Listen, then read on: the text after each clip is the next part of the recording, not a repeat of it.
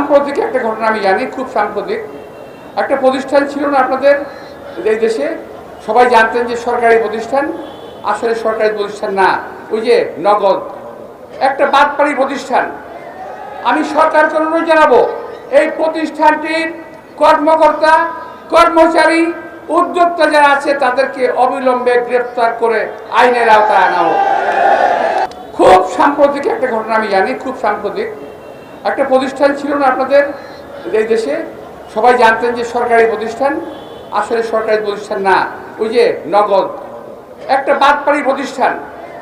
আমি সরকারকে অনুরোধ জানাবো, এই প্রতিষ্ঠানটির কর্মকর্তা কর্মচারী উদ্যোক্তা যারা আছে তাদেরকে অবিলম্বে গ্রেফতার করে আইনের আওতায় আনা হোক।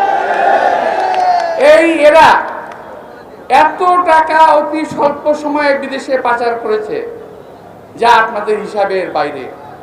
আমি আজকে তাদের একটা নোটশিট পড়লাম, আমি আশ্চর্য হয়ে গেলাম যে বাংলাদেশ সরকারের কিংবা ওই যে পোস্ট অফিসের লোগো ব্যবহার করেছে, এই পোস্ট অফিসের লোগোর কোনো ওদের কোনো নাই, দায়িত্ব নাই।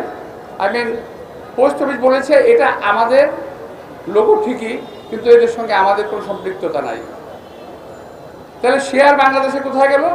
টাকা সমস্ত বিদেশে পাচার হয়ে গেছে। এটা হলো একটা সিম্পল, আরও অনেক আছে।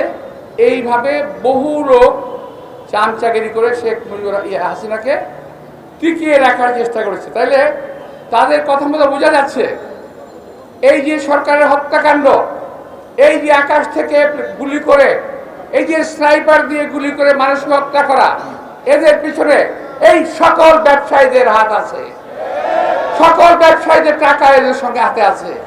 সুতরাং বেছে বেছে দেখে দেখে ওদেরকে ব্যবস্থা করতে হবে।